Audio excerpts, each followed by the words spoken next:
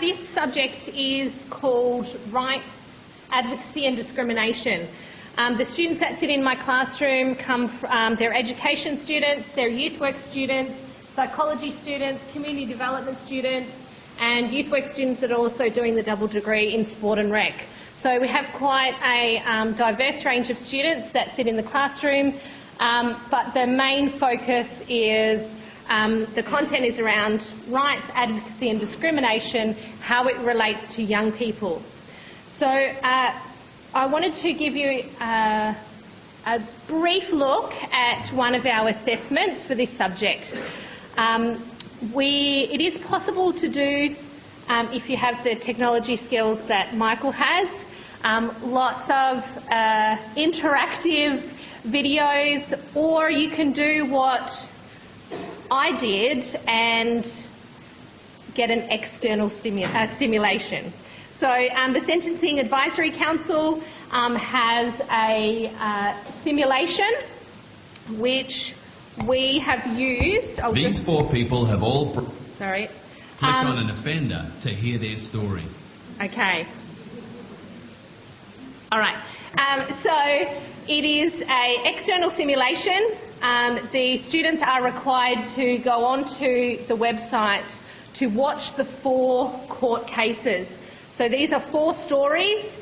They get the whole court case, so they listen to the prosecutor, the defence lawyer, they hear the case that's going before the magistrate, they get an understanding of what has brought this person to the court system, and then they must decide, so it's you be the judge, they must decide on what is the appropriate sentence or punishment that this person should have based on all of the information that they have listened to. Then what happens once they put that information in, then the actual result comes up, because these are based on true stories, and they progress through the 4 different cases. So after they do that, they then have 4 questions that they submit. So it's a reflective journal.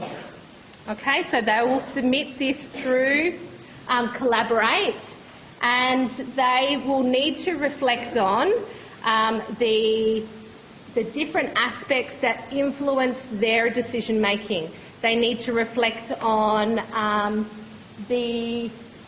what was taken into account, what were there major differences between their decision and the decision that the computer showed them, and then they need to reflect on their own practice. So the role that they would play in a young person's life who needed to attend the court system, and also going back to their code of ethical practice in terms of boundaries and the role that they play in young people's lives.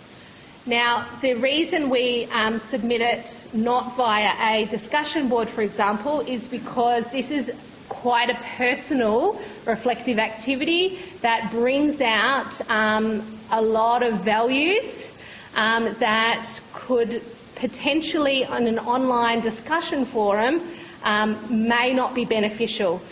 Or people may not be disclosing as much for many reasons. So having that submission means that I can address some of the concerns I might have around, or bring them back to their code of ethical practice if there are issues, without it being a whole class discussion, due to the sensitive nature that they will be presented with.